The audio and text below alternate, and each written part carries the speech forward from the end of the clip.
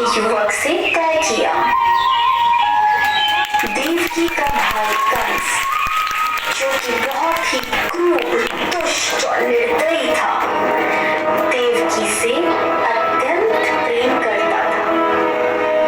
इसीलिए विवाह संपन्न होने के बाद कंस स्वयं उसको छोड़ने ससुराल गया।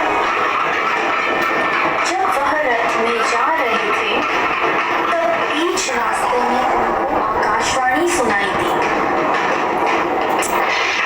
तूने इस धरती पर बहुत पाप किए हैं, इसलिए इस धरती पर से तेरे पाप नष्ट करने के लिए देवकी का 8वां पुत्र जन्म लेगा और वही तेरा विनाश करेगा।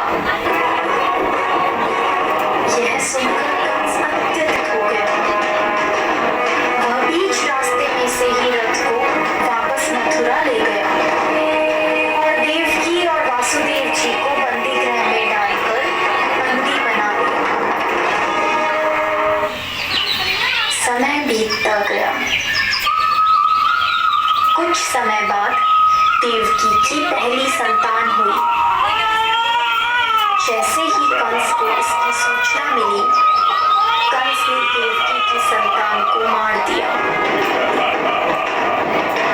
यह उसके अत्याचार की शुरुआत थी।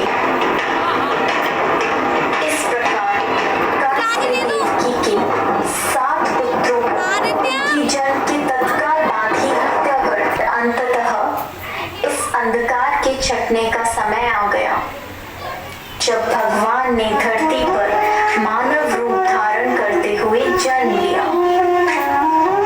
उस दिन का कोई अंधेरा था और तेज वर्षा हो रही थी। ऐसे लग रही भगवान ने धरती पर देवकी की 8वीं संतान बनकर बालक रूप में जन्म लिया।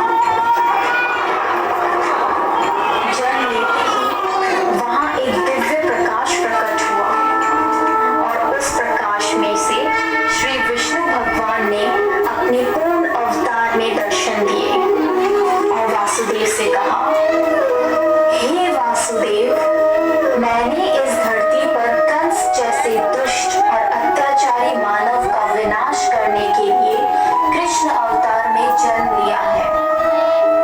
अतः मैं आपसे विनती करता हूँ कि आपके दोस्त नंद के घर ले चलें, जहाँ उनकी पत्नी यशोदा ने बालिका को जन्म लिया है।